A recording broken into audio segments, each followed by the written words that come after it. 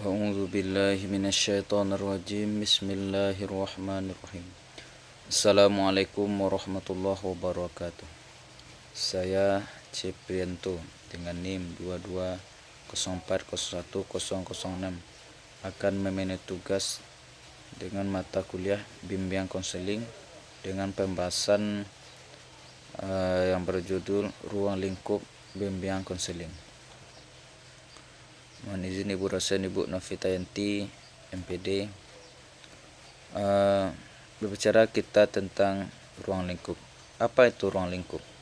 Ruang lingkup adalah batasan yang memisahkan suatu bidang dengan bidang lainnya. Dengan kata lain, ruang lingkup menjelaskan sejauh mana atau apa saja yang termasuk dalam bahasan, tugas, atau kegiatan suatu bidang tertentu. Ruang lingkup bimbingan konseling mencakup berbagai aspek yang menjadi fokus dalam pelaksanaan layanan bimbingan konseling, baik itu secara umum maupun secara konteks bimbingan konseling Islam. Yang pertama, ruang lingkup berdasarkan fungsi. A. Pencegahan. Mencegah timbulnya masalah atau kesulitan yang menghambat perkembangan individu. B. Penyesuaian. Membantu individu untuk menyesuaikan diri dengan lingkungan sosial dan akademik.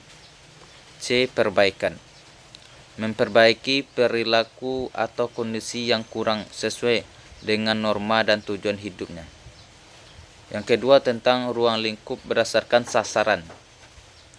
Mana sasaran utama bimbingan konseling adalah untuk individu yang membutuhkan bantuan agar dapat mencapai perkembangan yang optimal. Yang A.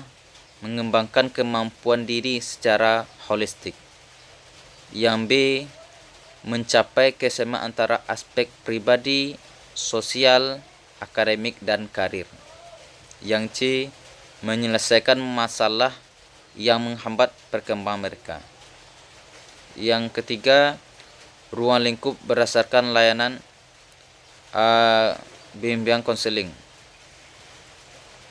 Pertama, meliputi pengumpulan data, mengumpulkan informasi tentang individu untuk memahami kebutuhan dan masalahnya. Yang B. Pemberian informasi, memberikan informasi yang relevan untuk membantu individu itu membuat keputusan. Yang C. Penempatan penyaluran, membantu individu untuk menentukan pilihan akademik, karir, atau sosialnya. Yang D. Penilaian dan tidak lanjut, mengevaluasi hasil layanan dan melakukan tindak lanjutan sesuai kebutuhannya. Yang keempat, ruang lingkup berdasarkan masalah. Masalah yang menjadi ruang lingkup bimbingan konseling biasanya diklasifikasikan dalam 3 bidang. 1. Bimbingan pendidikan. Masalah yang berkaitan dengan proses belajar, motivasi, dan prestasi akademik.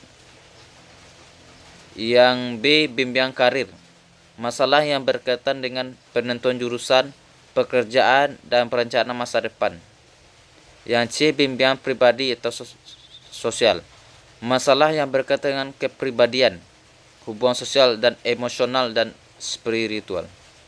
Yang terakhir, ruang lingkup dalam bimbingan konseling Islam. Dalam bimbingan konseling Islam, ruang lingkup juga meliputi aspek spiritual dan agama. A. Mengembangkan fitrah iman, akal, dan kemauan sesuai tuntunan Al-Quran. B. Mengatasi masalah dengan pendekatan mental spiritual berdasarkan nilai-nilai Islam. Yang C. Menuntut individu untuk mencapai keseimbangan hidup di dunia dan akhirat. Yang D. Melakukan dakwah melalui bimbingan agar individu mampu mengamalkan ajaran Islam secara benar. Jadi, kesimpulan yang dapat kita ambil dari ruang lingkup bimbingan konseling ini adalah, jadi ruang lingkup bimbingan konseling secara umum dan khususnya dalam konteks Islam mencakup fungsi, sasaran, layanan, dan masalah yang dihadapi individu. Fungsi bimbingan konseling melibatkan pencegahan, pemahaman, pengentasan, dan pengembangan. Sasaran utamanya adalah individu yang membutuhkan bantuan untuk mencapai perkembangan optimal. Layanan meliputi pengembangan, pengumpulan data, informasi, konseling, dan tindak lanjut. Jadi ruang lingkup bimbingan konseling sangat penting ya dalam mengembangkan individu itu. Baik, sekian yang dapat saya sampaikan, mudah-mudahan bermanfaat. Saya akhirnya assalamualaikum warahmatullahi wabarakatuh.